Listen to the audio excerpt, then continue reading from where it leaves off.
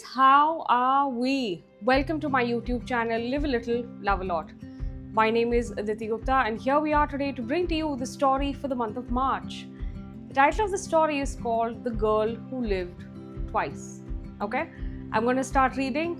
You get comfy.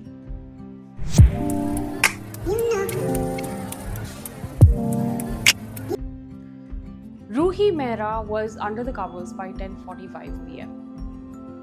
as she was every night. She lived away from her parents who resided in one of the many busy lanes of New Delhi. She was far away from the love, the tiny cherished moments and the chaos.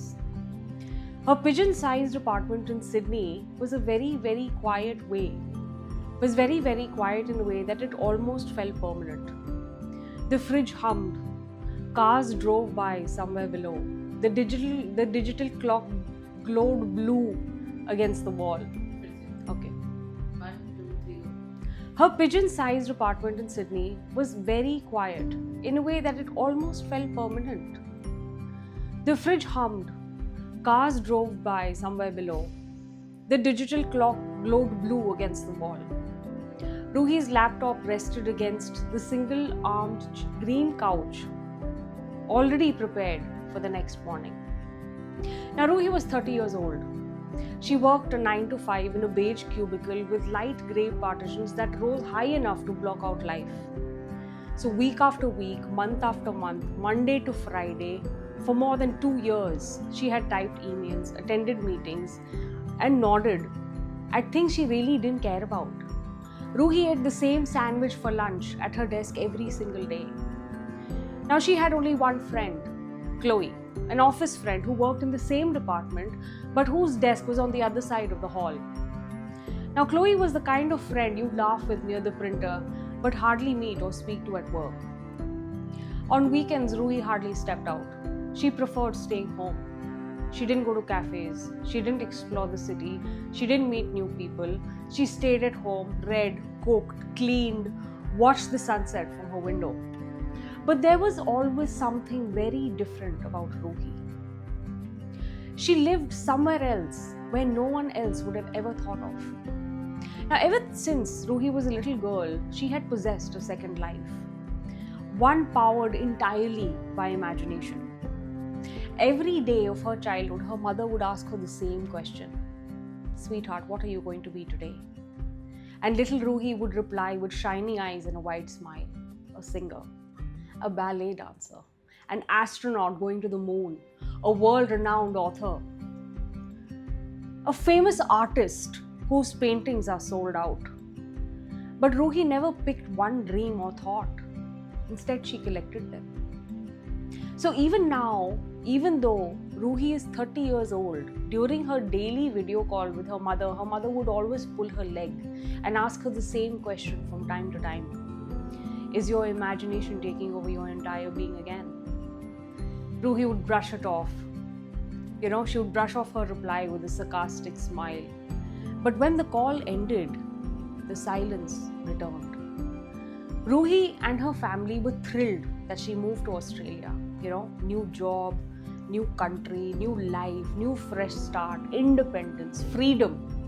But little did poor Ruhi know that homesickness would arrive quickly and settle like dust. It had been almost 2 years like this. Work, home, imagination, sleep. So that night, Ruhi tucked into her neat, clean bed. She allowed herself her favorite ritual. She closed her eyes and imagined herself riding a Harley Davidson down the endless coast. The wind in her hair, the warm sun on her face. She smiled to herself slowly and drifted into a deep sleep. The following morning unfolded exactly like every other morning. Alarm, shower, coffee, breakfast, bus, work, desk, endless emails. And as someone discussed the targets for that week in the meeting room, Ruhi was there, but her mind wasn't. She imagined herself on stage under bright lights, strumming a guitar while the crowd went wild. She didn't realize she was smiling at herself. Her boss raised an eyebrow but carried on. During lunch, while Ruhi ate her regular sandwich, she imagined herself as a secret spy agent destined to save the world. And by bedtime, she was a reporter on a location in a war zone. Her imagination pulled her through her day, pulled her through her life like an invisible thread. But by Friday, she was worn and thin, like paper that had been folded again and again. That evening, Ruhi slipped into her pajamas. She stood in her small kitchen. She opened a can of baked beans. The metal snapped the metal snapped back with a dull pop. She poured the beans into the pan, placed it on the stove to simmer. She leaned against the counter, watching the red sauce barely bubble. She turned off the stove. The beans weren't even warm, and something inside her made her sag. Ruhi was tired. She was tired of repetition. And just then her phone rang. It was her office friend Chloe. Ruhi stared at the flashing screen. She hesitated before answering. "Please tell me you're not in your pajamas."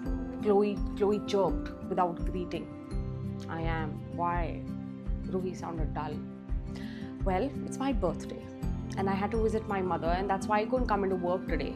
Come, let's go somewhere. Let's have some fun. I refuse to celebrate alone. Meet me in town." Ruhi looked at the sad-looking beans in the pan. She let out a long sigh. "Come, please, let's just have one drink, that's all," Ruhi urged. Ruhi almost said no. And you know what she thought? To the hell with it. One drink, I'll see you in half an hour in town. A weird kind of excitement rushed through Ruhi's mind as she picked out her jeans, a black tee from her wardrobe. She slipped on her shoes, picked up her purse, and rushed out the front door. Now, as she stepped out, the air felt different. It was cooler. The city was alive. She hadn't noticed that since she was always cooped up in her tiny apartment. So the two friends wandered aimlessly. Chloe suggested Thai, then pizza.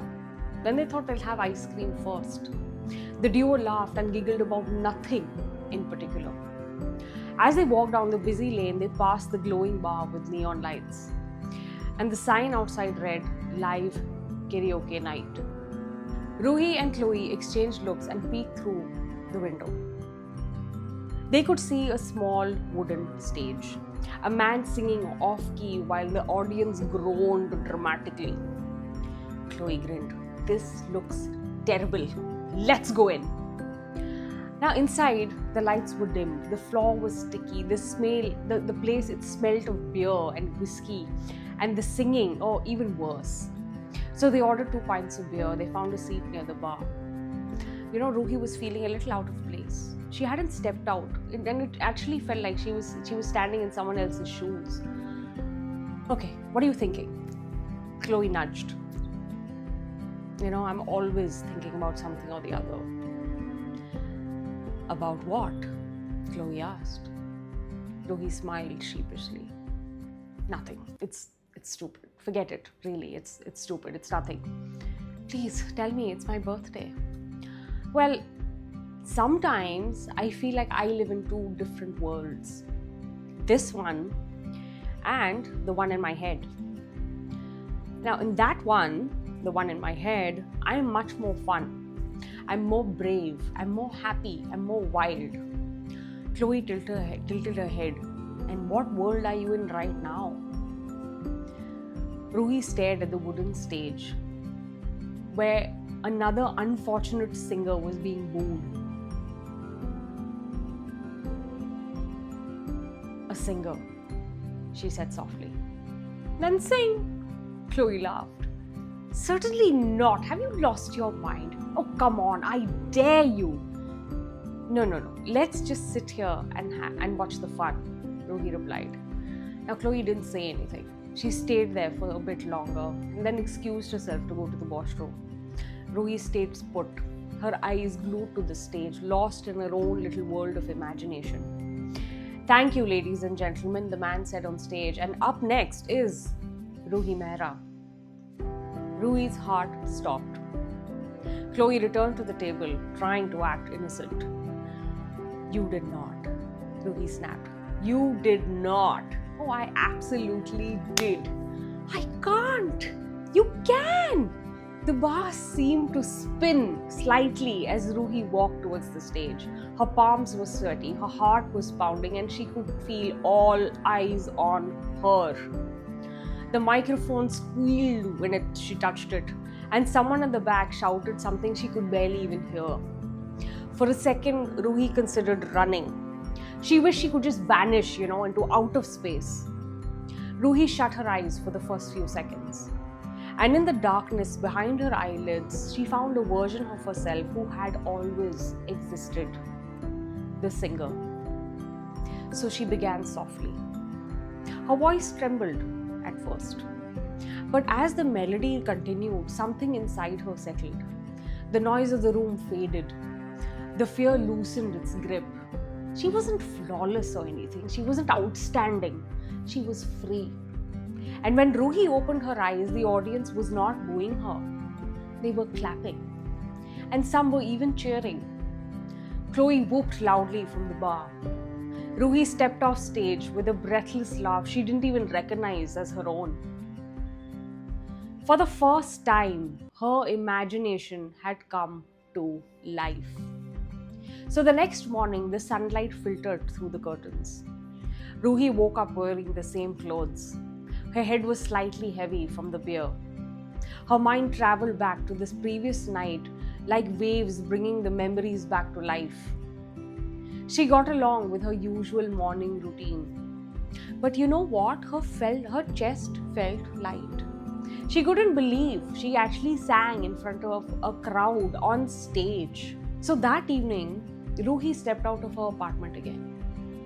She walked through the neighborhoods she had only ever seen from the bus window. She sat at a cafe, ordered coffee without rehearsing the sentence in her head. The following week, she signed up for bakery's beginner's class. And a month later, she enrolled in motorcycle lessons. On Sunday, her video call with her mother asked, "What did you imagine yourself today to be as, beta?" And this time, Ruhi smiled differently. "Today," she said, "I am me." Her life did not explode into glitter and applause. It simply moved forward. Ruhi still worked in her cubicle. She ate the same sandwich. She still paid bills. But something inside her, had shifted. She no longer lived only in her imagination. She visited it. And then she carried pieces of it back with her. Ruhi had once believed that her imagination existed to help her survive her days. And now she understood something else, that it had been waiting for her to begin. And that's the end of the story, The Girl Who Lived Twice. Did you like it? If you did, drop a comment and do share it with your friends and family. Don't forget to subscribe. Stay tuned for the next one. Take care.